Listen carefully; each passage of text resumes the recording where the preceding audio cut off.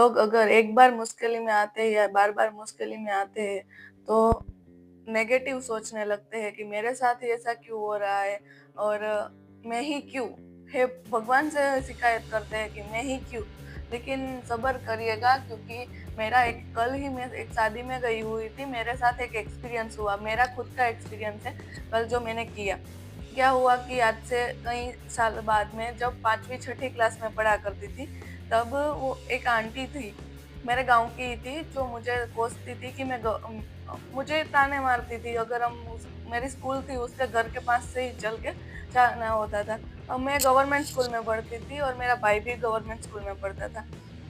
वो आंटी ऐसा बोलती थी कि मेरे पापा के पास पैसा नहीं है इसलिए हम गवर्नमेंट स्कूल में पढ़ रहे हैं। लेकिन उससे डिफरेंट था, ऐसा कुछ भी नहीं था।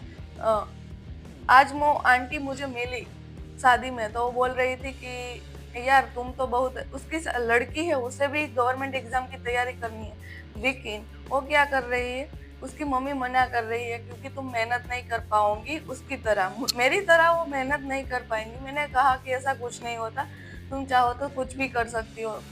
मैंने उसे भी कहा कि अगर तुम्हारी मम्मी ऐसा नहीं बोलती तो मैं आज यहाँ पे नहीं होती, ठीक है? मैंने जो भी फैसला तय किया अकेले तय किया। मैंने ऐसा नहीं सोचा कि मेरी दोस्त यहाँ जा रही है तो मैं भी जाऊँ। ऐसा कुछ भी नहीं सोचा। मैंने खुद से ही तय किया कि मुझे इस फील्ड में जाना है। जब वो मैं छोटी थी तो ऐसा बोला करती थी कि मेरे पापा के पास पैसा नहीं है, तो मैं गवर्नमेंट स्कूल में पढ़ती हूँ। लेकिन ऐसा आज उसने यही बोला कि यार तुम्हें देखकर ऐसा लगता था कि तुम ऐसे ही बनोगी एक दिन।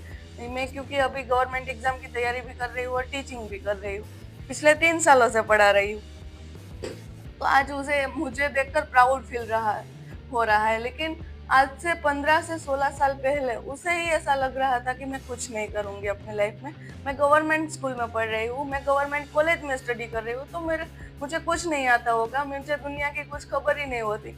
लेकिन एक बात बोलूं, मुद्दे की बात है, वही आंटी की लड़की 10वीं में फेल हो जाती है और लड़का है वो कॉलेज अधूरी छोड़कर चला जाता है और आज एक इलेक्ट्रिशियन है। ठीक है? मैं सम्मान करती हूँ उसके प्रोफेशनल की, लेकिन हाँ, किसी के बच्चे को या किसी की बच्चियों को प्लीज डिमोटिवेशन मत कीजिए। आज तो उसे अनुभव हो ही गया होगा कि ऐसा कुछ नहीं होता। आप किस स्कूल में पढ़ रहे हो कोई मायने नहीं रखता। आप कैसा परफॉर्मेंस कर रहे हो उससे मायने रखता है। तो सुनो सबकी, लेकिन करो मन की।